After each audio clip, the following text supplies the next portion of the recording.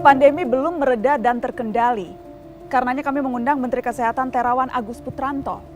Tentu tak ada sosok yang lebih tepat bicara kepada publik, kepada kita, memberi penjelasan tentang situasi sebenarnya dan sejauh apa penanganan yang dilakukan negara. Adalah Pak Terawan yang punya wewenang, akses anggaran dan pemberi arahan. Pastilah di atas sana beradu banyak kepentingan, namun Pak Terawan semestinya orang paling gencar memperjuangkan kepentingan kesehatan. Presiden terus membentuk tim berbagai rupa, menteri-menteri lain juga sudah angkat suara, namun selama jabatan Menteri Kesehatan masih di tangan, tanggung jawab terbesar tak bisa lepas dari pundaknya.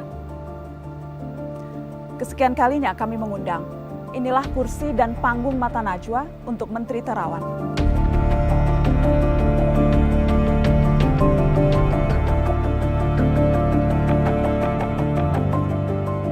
Mengapa menghilang, Pak? Anda minim sekali muncul di depan publik memberi penjelasan selama pandemi. Rasanya Menteri Kesehatan yang paling low profile di seluruh dunia selama wabah ini hanya Menteri Kesehatan Republik Indonesia. Atau kehadiran Menteri Kesehatan di muka publik memang Anda rasa tidak terlalu penting? Sejak awal pandemi Anda terkesan menganggap virus ini bukan ancaman besar. Apakah kini Anda mengakui bahwa kita kecolongan dalam langkah penanganan di awal yang seharusnya bisa lebih tanggap?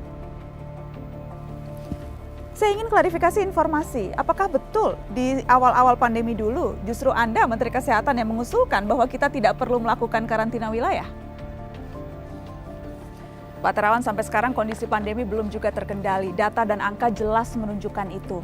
Di saat negara-negara lain bahkan sudah berangsur-angsur bisa memperlonggar situasi, Pak. Kenapa kita tertinggal? Presiden Jokowi secara terbuka berulang kali menegur kinerja Anda di depan publik. Berangkat dari penilaian atasan Anda itu, saya akan beri kesempatan pada Anda untuk menjelaskan soal teguran itu satu persatu, Pak Menteri. Kenapa tes kita belum juga mencapai target? Kenapa resapan anggaran kementerian masih rendah? Kenapa berbagai peraturan dan birokrasi masih berbelit di Kementerian Kesehatan? Dan kenapa perlindungan tenaga kesehatan kita belum maksimal? Spesifik soal tenaga kesehatan, angka kematian nakes kita sangat tinggi dan masih terus naik. Bukankah Menkes seharusnya menjadi pelindung dan pembela utama nakes? Kapan perbaikan bisa kita lihat?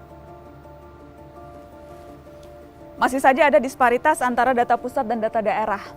Padahal data saat pandemi sangat krusial untuk menentukan kebijakan. Mengapa sampai sekarang tidak juga beres? Bagaimana dengan data bahwa gedung Kemenkes menjadi klaster perkantoran terbesar di Jakarta? Kenapa tidak terbuka dan transparan lalu menutup kantor, Pak?